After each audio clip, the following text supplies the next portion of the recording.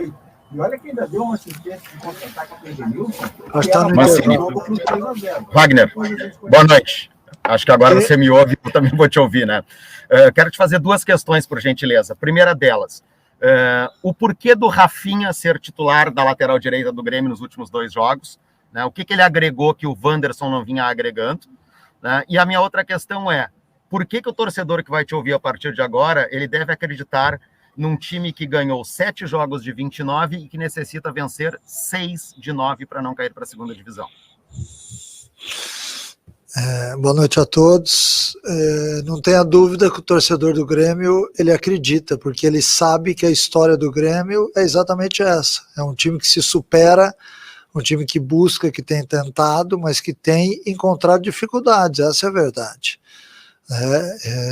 Óbvio que são 7 vitórias ao longo do campeonato, e agora a gente necessita de 6 vitórias, mas é possível, e a gente acredita nisso, acredita porque nós estamos baseados no trabalho que vem sendo feito, não só dentro de campo, mas na parte emocional, e também pela história do clube, a camisa do clube. O torcedor sabe que é possível, e ele está acreditando junto com a gente.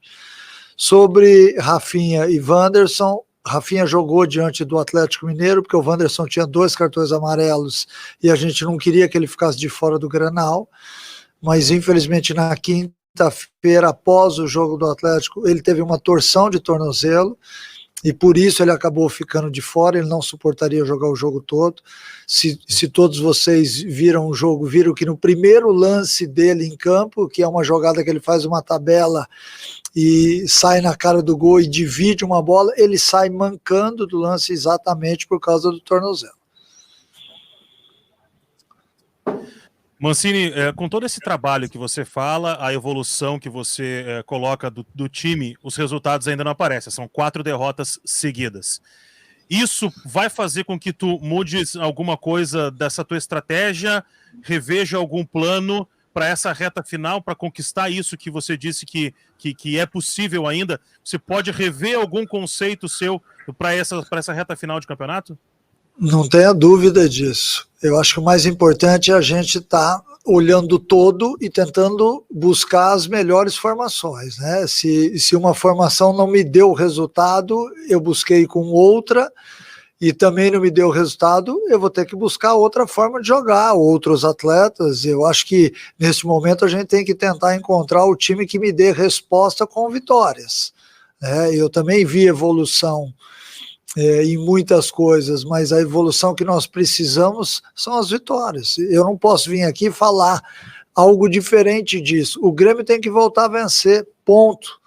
E para isso a gente vai fazer o que for necessário.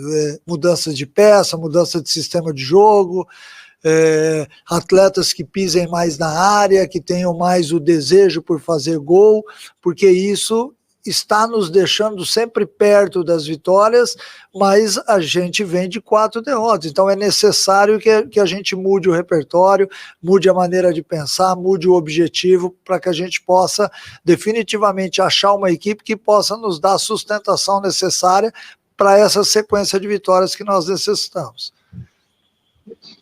Mancini, como é que você classifica essa arrancada sua no comando técnico do Grêmio? Qual é a sua visão desses 5 primeiros jogos realizados até aqui? Você vê alguma evolução dentro de campo? Não de ambiente, de mental, mas dentro de campo. Você vê o Grêmio jogando mais? Essa é uma pergunta complexa. Eu não estou aqui para me analisar. Isso quem tem que fazer são vocês da imprensa, o torcedor, a diretoria, enfim. Eu não vou ficar aqui falando de mim. Eu acho que o mais importante é que algumas coisas são visíveis à evolução, outras não são. Eu acho que dentro de tudo isso que está sendo feito, por todas as mãos que vivem o Grêmio, a gente confia muito, acredita que daqui para frente as coisas vão melhorar. Mancini, boa noite. Eu queria que o senhor falasse sobre o anímico, o mental do elenco, porque no segundo tempo, depois ali dos 15, 20 minutos, notei que deu uma queda e o nervosismo começou a aumentar, a bola começou a queimar. Queria que falasse sobre esse lado também, que tem que trabalhar, além, claro, do lado técnico, do lado tático, mas esse mental aí, para essa reta final, para tentar sair da zona. O mental nessa hora, ele joga muito forte, né? Dentro de uma partida de futebol, normalmente você tem oscilações mentais, emocionais, ainda mais num clássico, ainda mais num jogo que tudo é muito detalhado, onde você tem oscilações dentro da sua partida, né, dentro da sua maneira de jogar, e isso acaba, de certa forma, acarretando um peso emocional maior. A partir do momento em que nós tomamos o gol mais uma vez ao término do primeiro tempo, que isso vem se repetindo, eu senti a equipe no segundo tempo, embora buscando com garra, com fibra, buscando o empate ou a virada. Lógico que nós tivemos algum desequilíbrio emocional em alguns momentos do jogo, né? Principalmente nas tomadas de decisão, a hora de cruzar, a hora de cortar, de chutar gol, né? Então, às vezes, a tomada de decisão precipitada acaba acarretando um desequilíbrio emocional. O jogo foi um jogo tenso. É normalmente um jogo tenso. O jogo valia muito para ambas as equipes. Então é natural que todo esse contexto faça com que uns sintam mais do que outros. O que fazer daqui para frente é reequilibrar esses atletas, porque nós precisamos deles. Eu não tenho outros atletas para entrarem em campo. Eu tenho que confiar nesses. Nós que vivemos o Grêmio temos que entender que este é o momento de passar mais confiança ainda para eles, porque nós temos algo ainda a buscar. E é importante que todos eles se sintam fortalecidos, seja pelo carinho do torcedor, seja pelo esforço do dia a dia, seja pela questão familiar, mas os atletas têm que entrar em campo daqui para frente sabedores daquilo que nós precisamos. Não que eles não saibam, eles sabiam esses últimos 4 jogos, mas é importante você reforçar o trabalho do dia a dia, a questão mental, a questão de grupo, de ambiente, tudo isso acaba fazendo a diferença, mas o mais importante são ganhar partidas. E nós estamos aqui exatamente para isso, buscar as vitórias que nós necessitamos. Mancini, ainda um pouco sobre esse assunto, né? No pós-apito final ali, houve toda a confusão generalizada. Isso é reflexo também, isso te mostra que o time está sentindo o momento ou não, é uma situação isolada, enfim, e se pudesse comentar esse ponto aí também da confusão no pós-jogo. Lamentável a confusão, lamentável. O futebol ele é para ser jogado dentro de campo.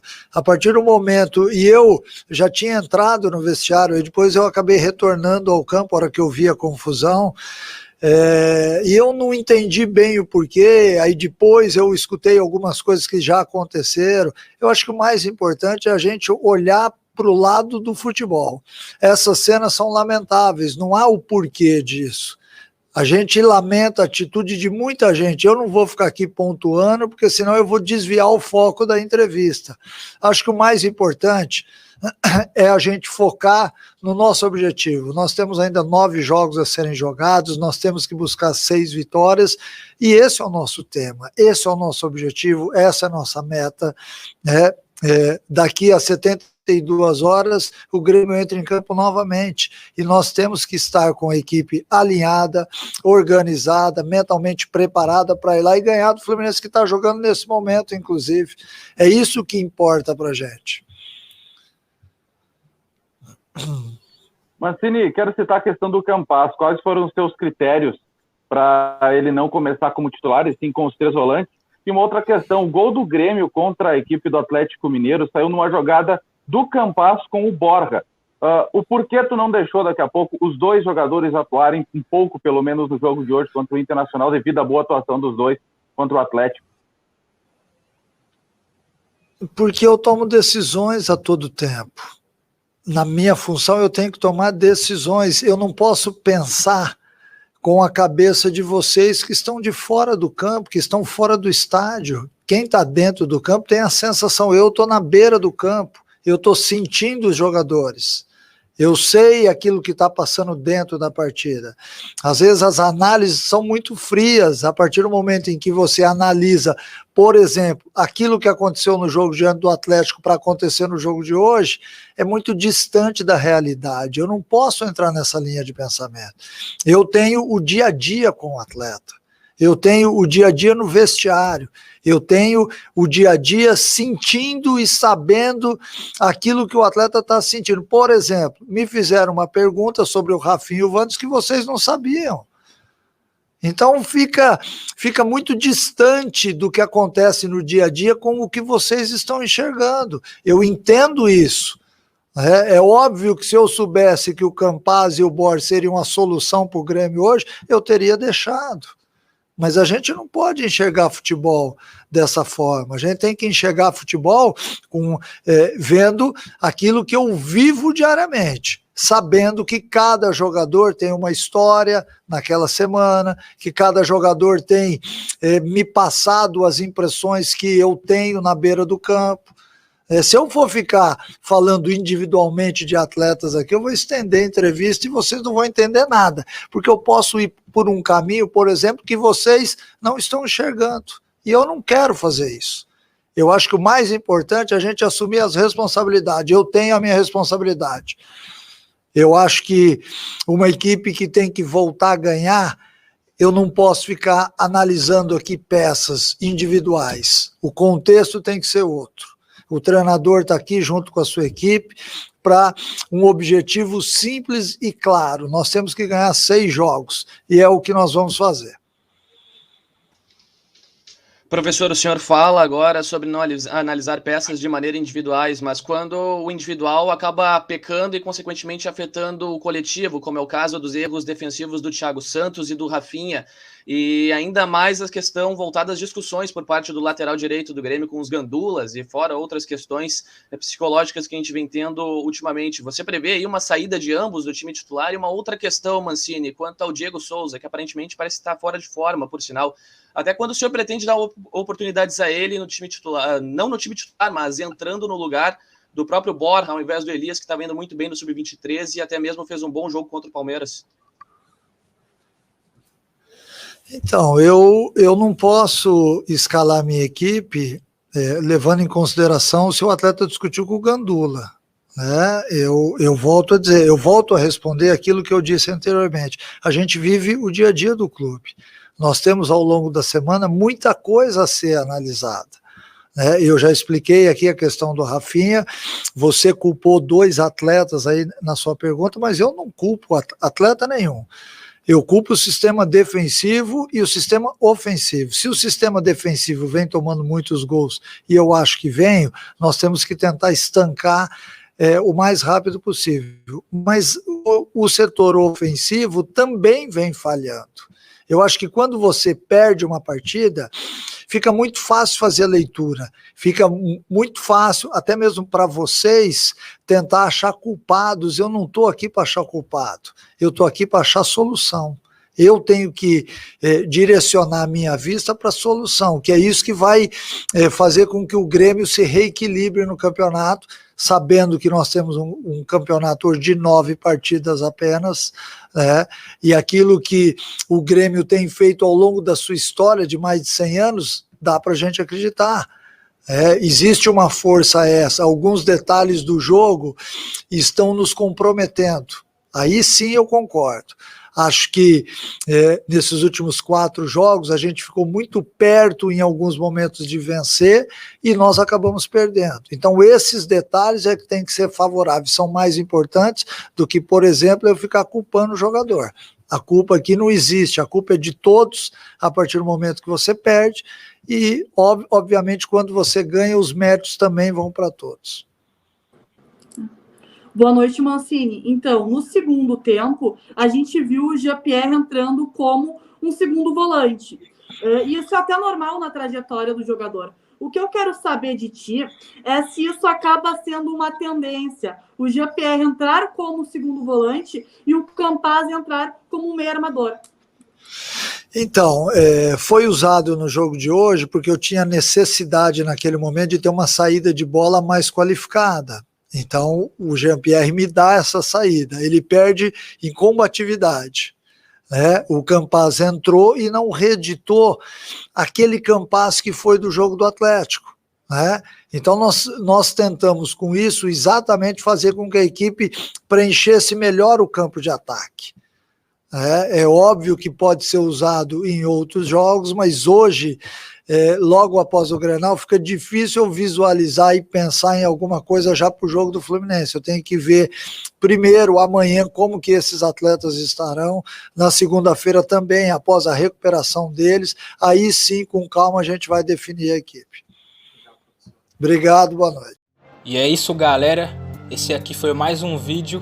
Deixe seu like e se inscreva no canal.